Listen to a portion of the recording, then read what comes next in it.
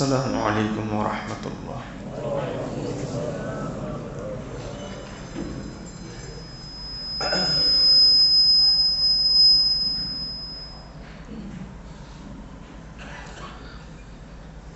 يا رب لك الحمد كما ينبغي لك لجلال وجهك وعظيم سلطانك. اللهم صل وسلم على محمد وعلى آله وأصحابه وبارك.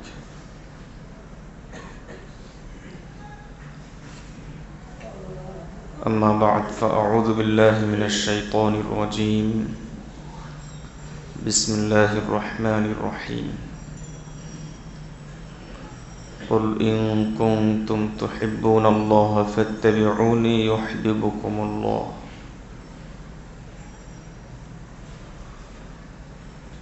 بارك الله لنا ولكم في القرآن العظيم ونفعنا به. أستغفر الله لي ولكم ولسائر المسلمين إنه هو الغفور الرحيم.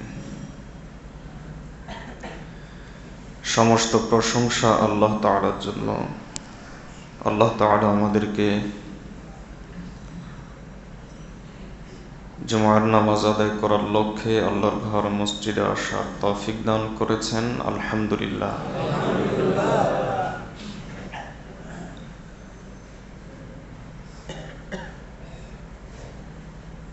দীর্ঘ ধারাবাহিক আলোচনা চলছিল ইসলামের 4 খলিফার জীবনী নিয়ে। জীবনী থেকে বেশি গুরুত্ব দেওয়া হচ্ছিল 4 খলিফার জীবন থেকে কি আমরা শিক্ষা পাই সে বিষয়ের উপর। মাঝে রবিউল আউয়াল মাস উপস্থিত হয়েছে, আর এই মাসে যেহেতু সাধারণত নবীজির জীবনকে নিয়ে, সিরাত নিয়ে আলোচনা করা হয়, সেই হিসাবে আমরা রবিউল আউয়ালের শুরু থেকে গত জুমা পর্যন্ত নবীজির সিরাতের শুধু একটি অংশ, সেটা হলো নবীজিকে কেন ভালোবাসতে হবে এবং ভালোবাসার পদ্ধতি কি হবে সম্পর্কে আলোচনা শুনেছি, আলহামদুলিল্লাহ। দীর্ঘ আলোচনা থেকে আমাদের কাছে একটা বিষয় আশা করি পরিষ্কার হয়েছে, সেটা হলো সুন্নত ছাড়া নবীজিকে ভালোবাসা যায় না। শুধু মুখে দাবি করলাম কিন্তু সুন্নত বা নবীজির তরিকার দাম আমার কাছে নেই, তাহলে এই ভালোবাসা নয়, এটা দাবি মাত্র।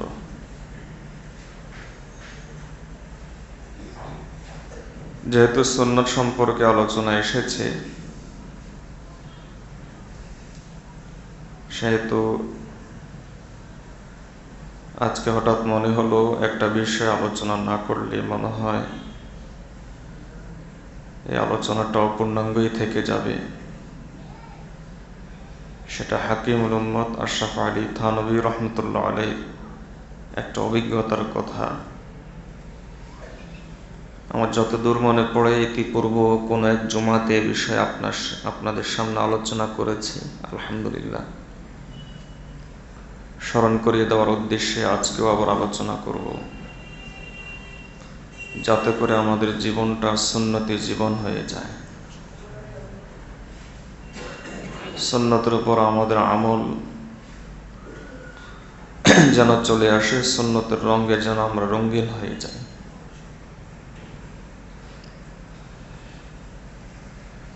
আল্লাহ তাআলা আমাদেরকে সুন্নতি জীবন গঠন করার তৌফিক দান করুন। আল্লাহকে যারা অতিরিক্ত ভালোবাসে এবং এই ভালোবাসার কোনো সীমা নাই, অসীম ভালোবাসা। এর আগে বলেছিলাম 2 ভালোবাসার কোনো সীমা নাই, একটা হলো আল্লাহকে আর একটা হলো তার নবীকে। এই 2 ভালোবাসার মধ্যে আল্লাহ তাআলা কোনো সীমা দেন নাই, অসীম ভাবে ভালোবাসতে হবে।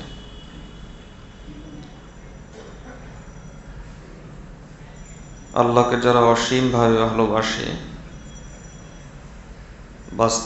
বাস্তবিক জীবনে সাধারণত তাদেরকে আল্লাহর ওলি বলা হয়। আমাদের অনেকের ধারণা তো হলো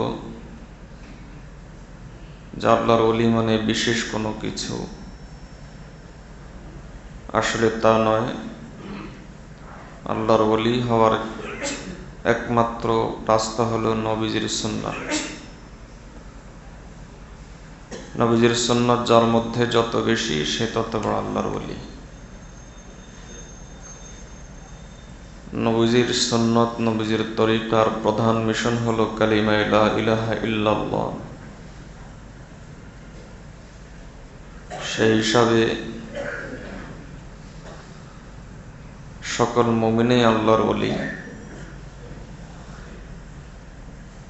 যেমন সকল মানুষই মানুষ, এরপরও বড়রা উপদেশ দেন মানুষ হও, ঠিক তেমনি হয় আমরাও সকল মুমিন হিসাবে আল্লাহর ওলি। কিন্তু আসল আল্লাহর ওলি হলেন তারা যাদের জীবনে সুন্নাত আছে। হযরত জুনায়েদ বাগদাদী রহমতুল্লাহ আলাইহি তাবেঈ যুগের কাছাকাছি আল্লাহর ওলি ছিলেন, ফকীহ ছিলেন, মুহাদ্দিস ছিলেন, অনেক বড় আলিম ছিলেন, সুফি ছিলেন।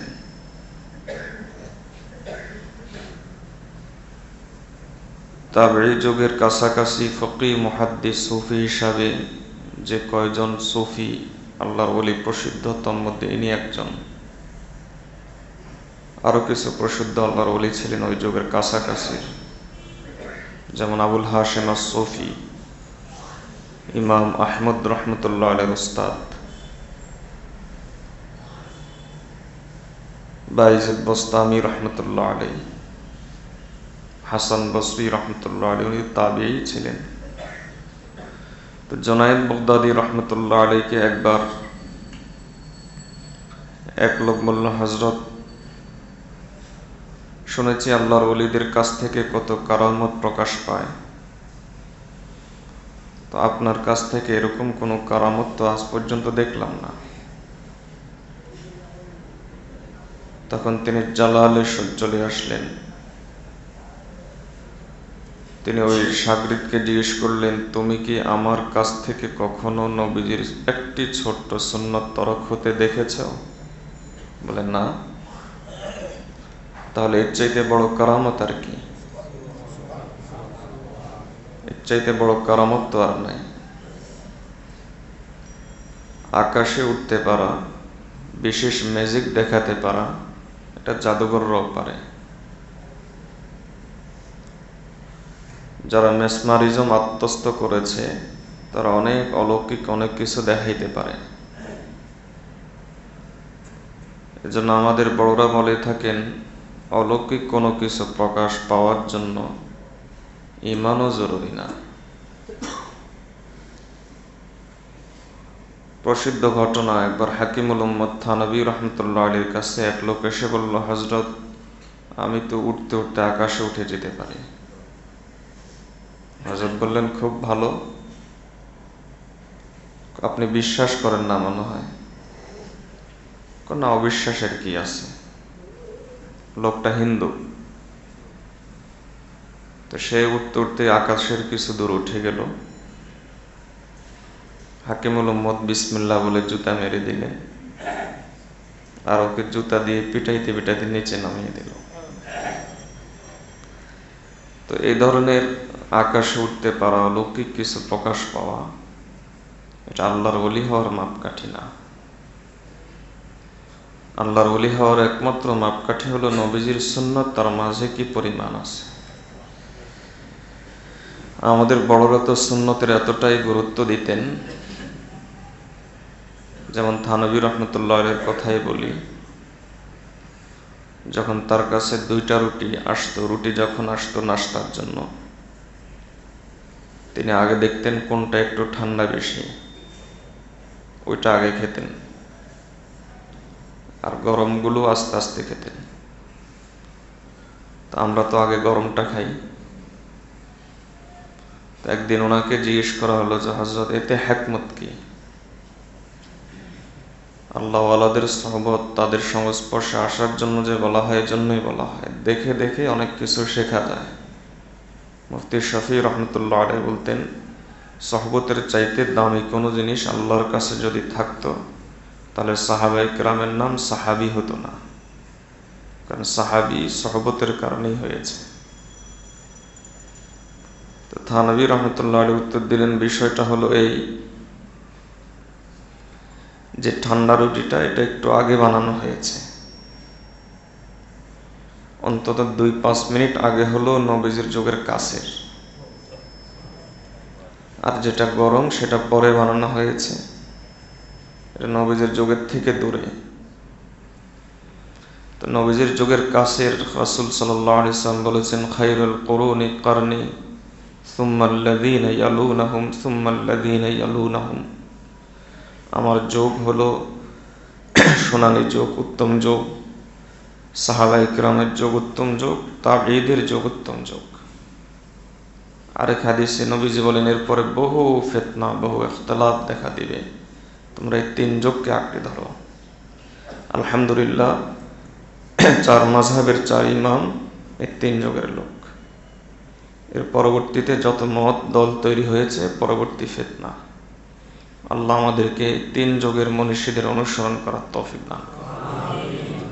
হযরত থানভী রহমতুল্লাহ আলাইহি বললেন, বিষয়টা হলো যে রুটিটা একটু আগে বানানো হয়েছে, সেই রুটিটা হলো নবীজির কাছের যুগের, 2 মিনিট আগে হলেও, এজন্য ওটার প্রতি মহাব্বত বেশি। তাই মহাব্বত প্রকাশ, খাদ্যর মহাব্বত, এটা আল্লাহর নেয়ামত, এটা প্রকাশের উপায় হলো এটা গ্রহণ করা। এভাবে তারা ছোট্ট ছোট্ট সুন্নতকে এভাবে গুরুত্ব দিতেন, ছোট্ট ছোট্ট সুন্নতের উপর এভাবে আমল করতেন। তো আমাদেরও উচিত ছোট ছোট সুন্নত, এটা ছোট সুন্নত, এটা বড় সুন্নত, এভাবে ব্যবধান না করা। এমনিতে শরীয়তের বিধান বোঝার জন্য ব্যবধান করা হয়েছে, একটার নাম সুন্নতে মুআক্কাদা, আরেকটার নাম সুন্নতে জায়েদা। এটা হলো বিধান বোঝানোর জন্য। একজন মুসলমান হিসেবে মহাব্বত সবগুলোর প্রতি থাকবে, অগাধ এবং অসীম মহাব্বত সুন্নতের উপর রাখা। দৈনন্দিন জীবনে সুন্নতের উপর আমল করলে সুবিধাটা কি? সুবিধাটা হলো আল্লাহকে ভুলতে চাইলেও ভোলা যায় না, এটা হলো বড় সুবিধা। যে আল্লাহকে যদি আমি ভুলতেও চাই, ভোলা যায় না। আল্লাহকে যদি আমরা ভুলে থাকি, তখন আল্লাহ আমাদেরকে স্মরণ করেন।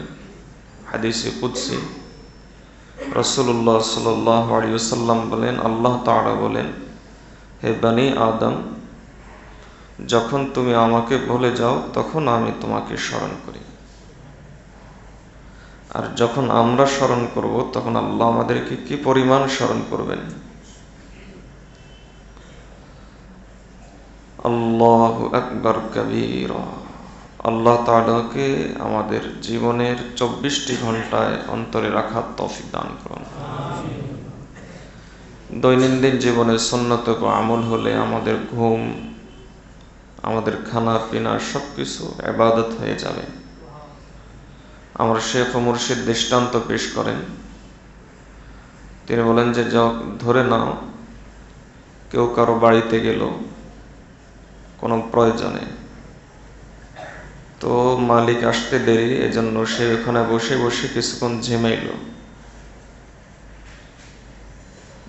হয়তো ঘুমও চলে আসলো। তো মালিক যখন আসলো, বলল, কখন এসেছেন?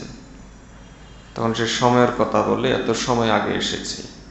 ওখান থেকে ঘুমের সময় কিন্তু বিয়োগ দেওয়া হয় না, সেটাও যোগের মধ্যে থেকেই যায়।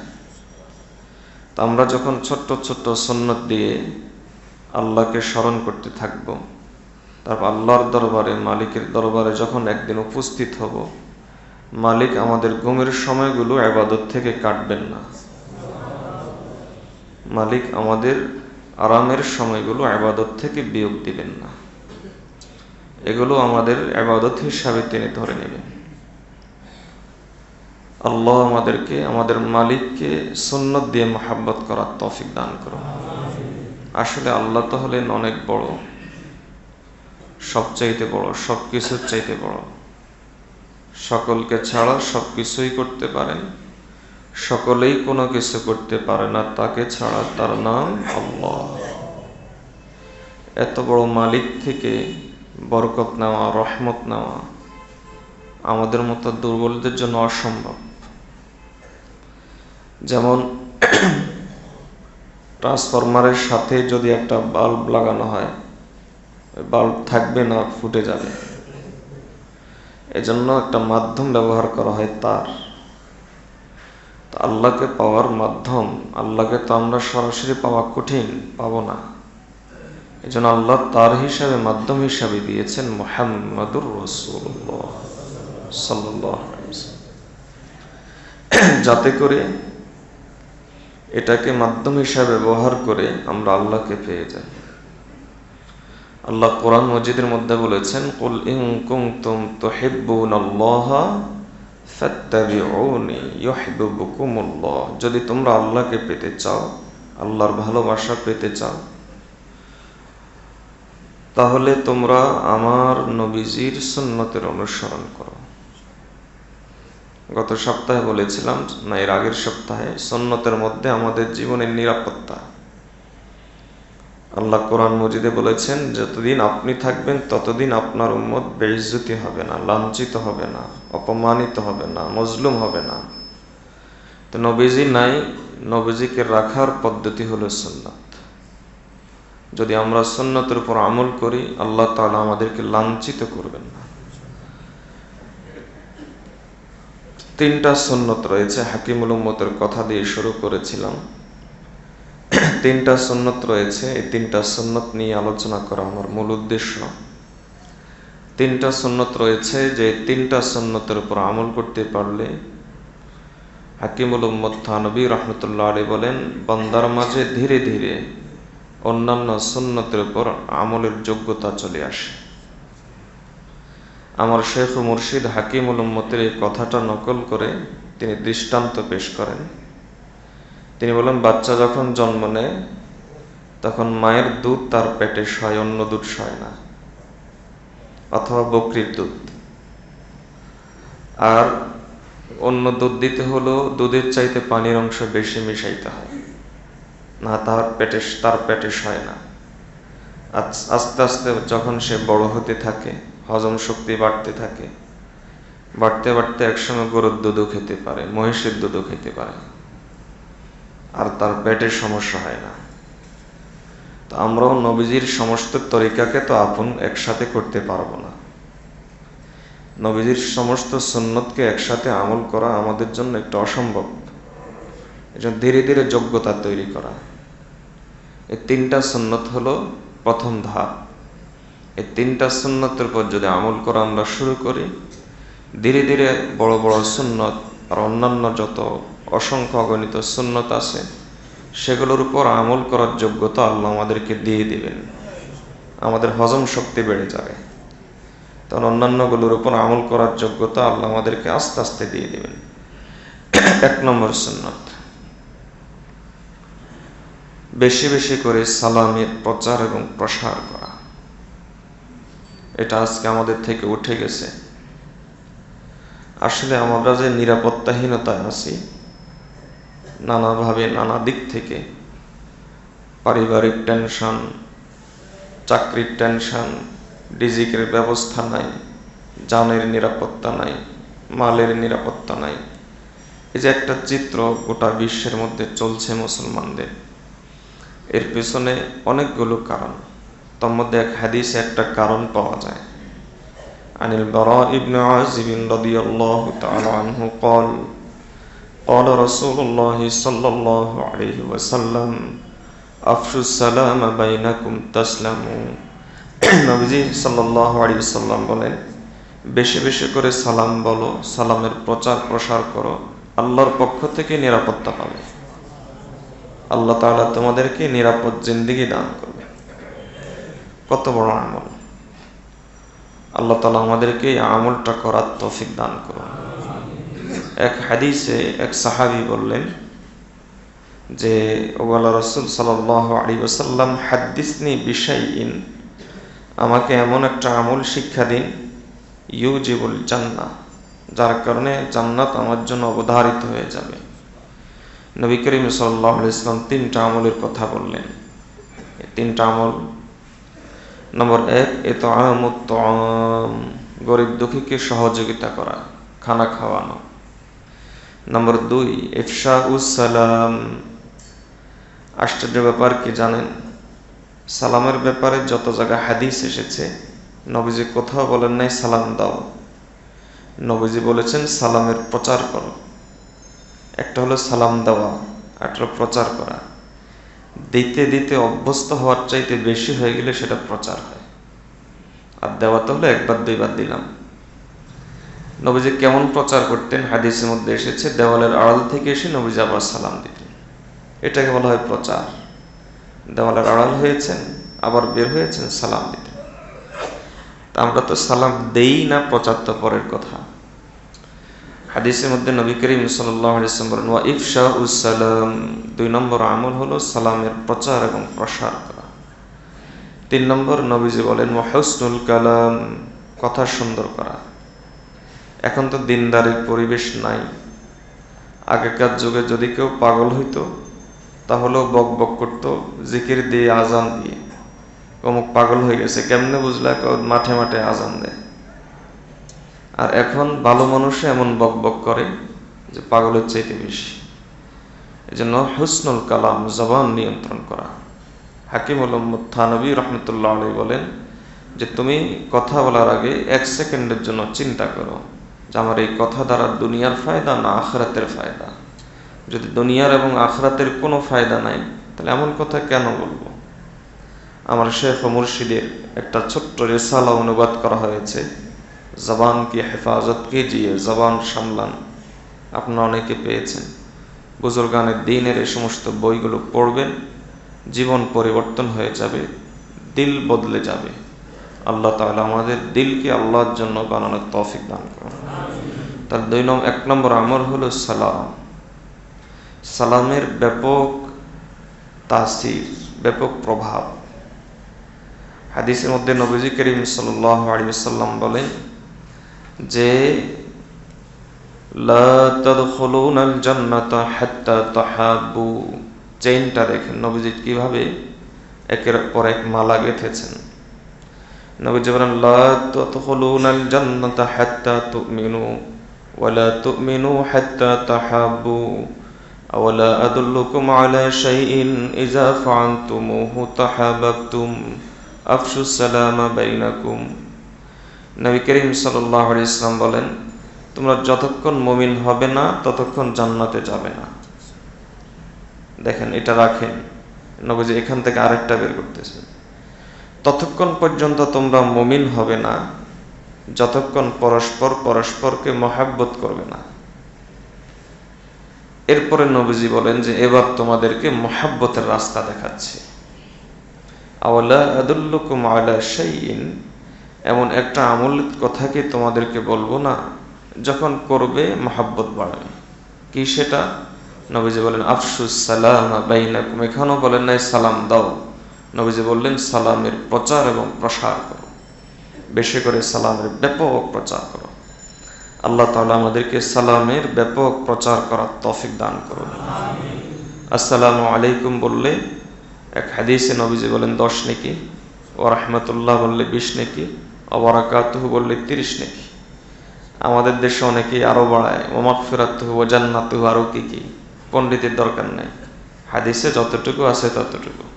হাদিসে আছে আসসালামু আলাইকুম ওয়া রাহমাতুল্লাহি ওয়া বারাকাতুহু, এতটুকু। আল্লাহ তাআলা আমাদেরকে নবীজির সুন্নতের উপর হুবহু আমল করার তৌফিক দান করুন। 2 নম্বর সুন্নত, যে 3টা সুন্নতের উপর আমল করলে বাকি সবগুলো সুন্নতের উপর ধীরে ধীরে আমল করার যোগ্যতা চলে আসে, হজম শক্তি বাড়ে। আমার শাইখ ও মুর্শিদের ভাষায় হজম শক্তি বাড়ে। 2 নম্বর সুন্নত, 2 নম্বর সুন্নত হলো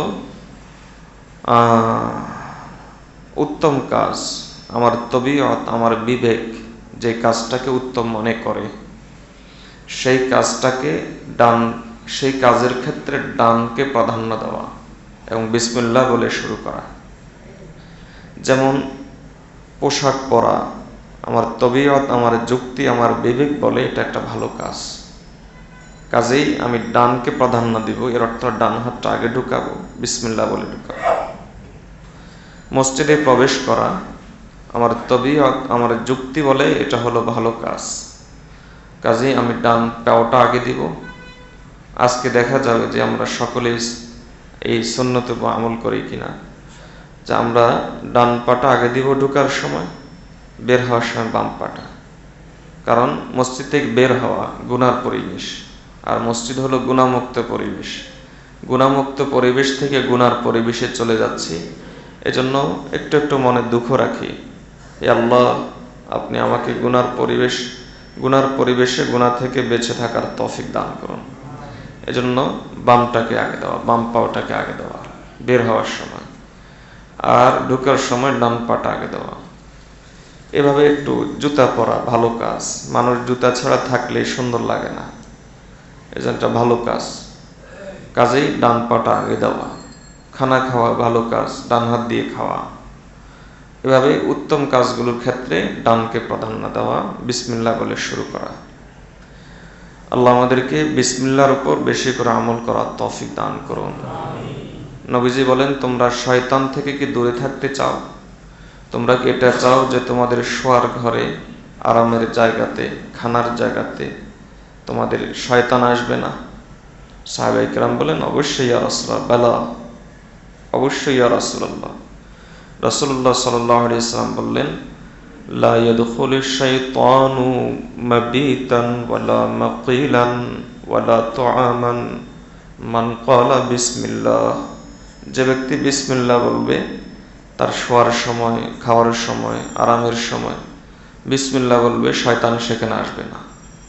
আল্লাহ তাআলা আমাদেরকে শয়তান থেকে এভাবে বেঁচে থাকার তৌফিক দান করুন।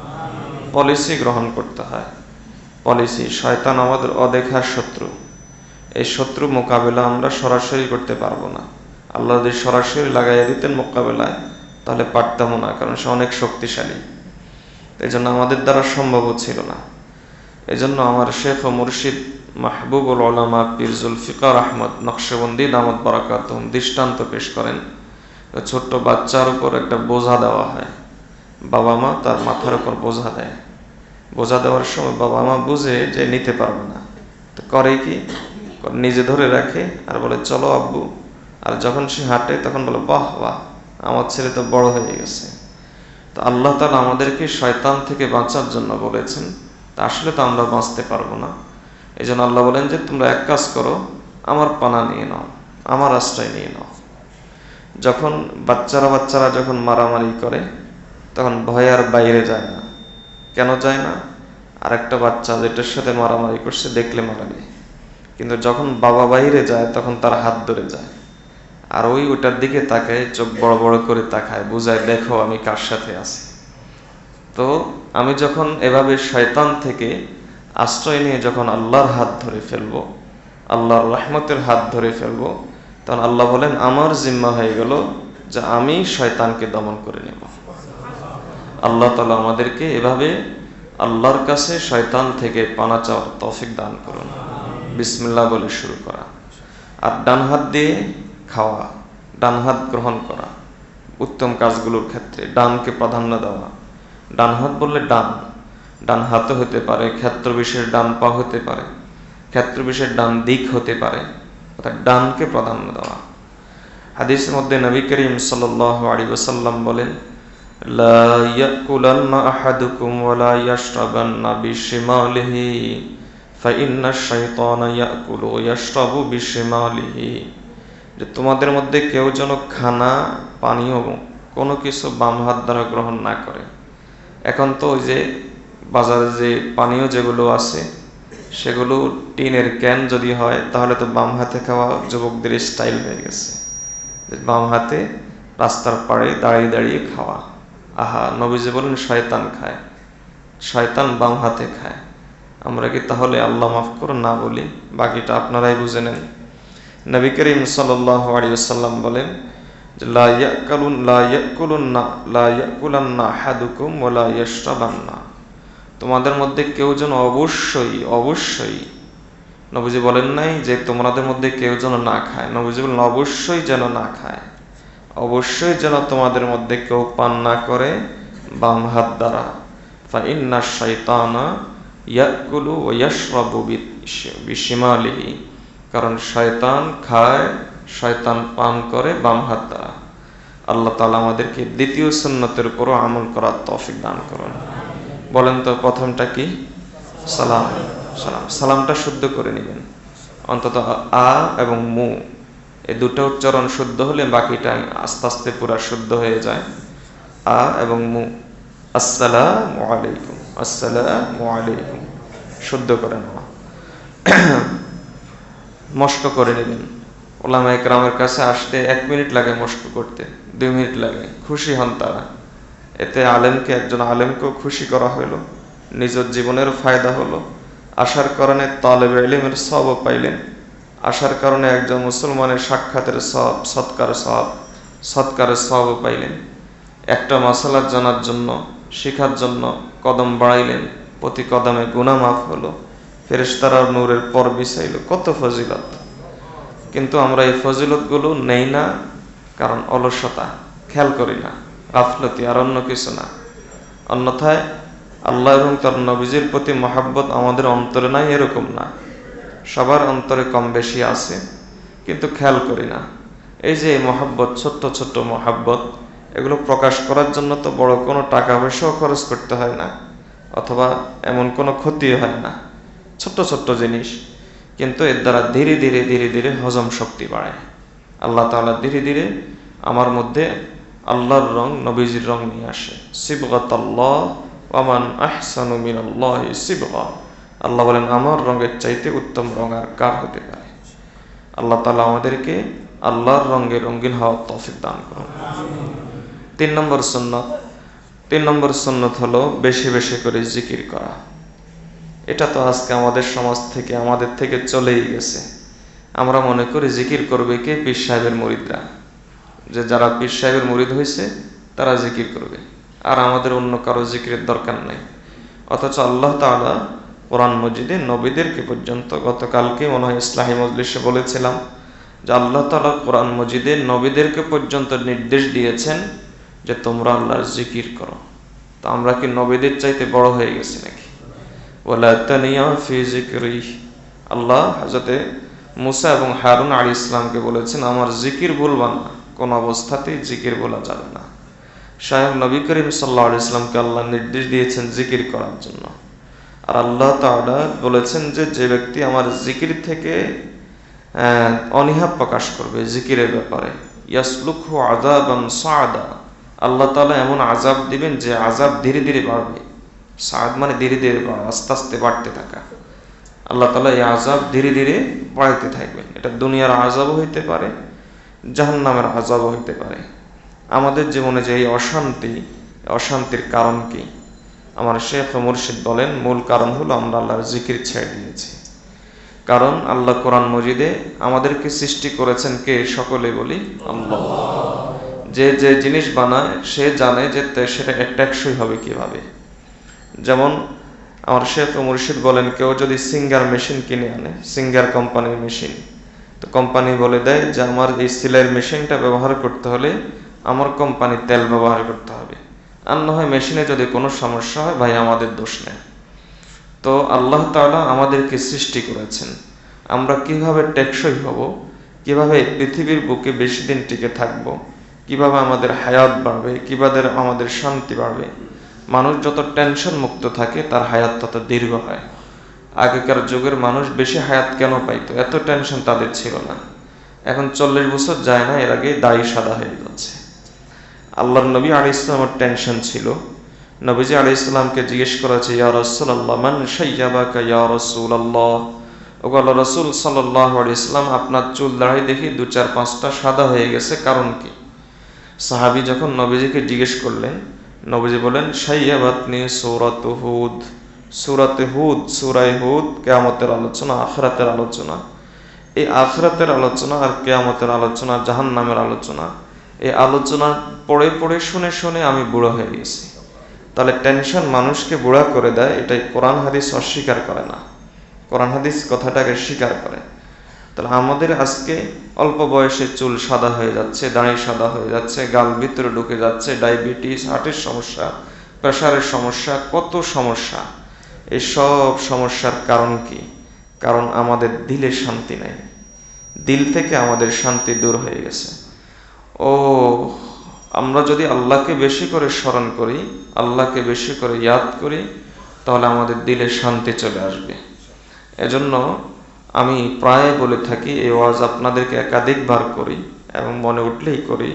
আল্লাহ তাআলা উদ্দেশ্য হল আল্লাহ যেন আমাকে নিজেকে আমল করার তৌফিক দান করেন।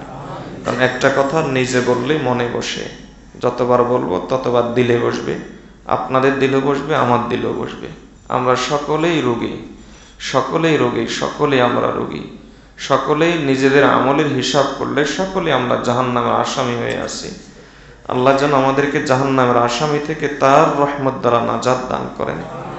এজন্য কিছু ওসিলা ধারা, যখন যেটা সম্ভব, তো জিকির অন্তর এভাবে করা যে দাস্ত বাকার দিল বায়ার, হাত থাকবে কাজে, দিল থাকবে মাওলার সাথে।